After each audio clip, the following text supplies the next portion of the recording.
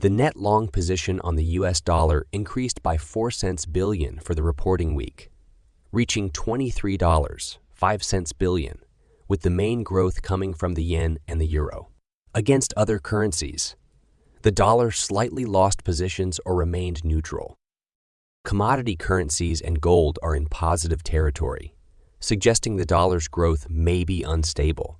The yen's weakness is evident, and the euro's sell-off is largely based on political risks, French elections, and the first ECB rate cut.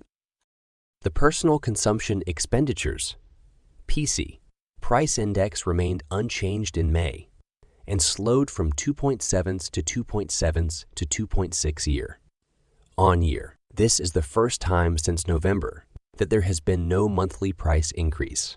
Even excluding volatile food and energy prices, the downward trajectory is clear. The core index showed only a 0.1 month-on-month increase, the slowest pace since November, with the annual figure dropping from 2.8 to 2.6. The report should be considered positive for the U.S. economy, as income growth is evident. While inflation remained at the previous month's level, consumer sentiment has sharply deteriorated since inflation began to rise in early 2020. 1. On Friday, the latest sentiment index from the University of Michigan fell by 0.9 points to 68.2, the lowest in the past year. What does this imply for future Fed actions? The simultaneous slowdown in inflation and the economy may ensure at least one Fed rate cut this year, with a good chance of 2 cuts.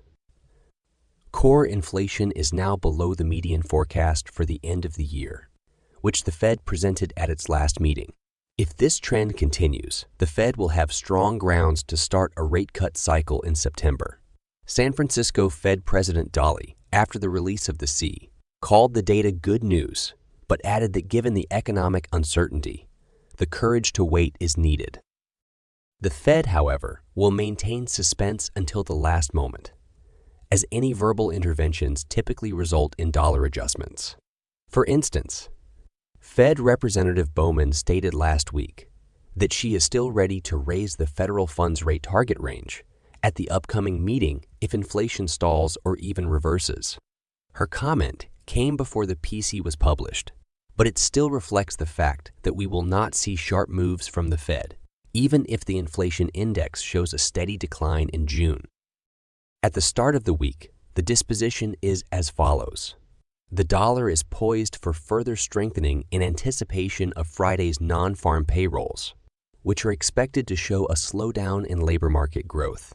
If this forecast is confirmed, the likelihood of the Fed starting a rate cut cycle in September will increase, and the dollar will then turn towards weakening.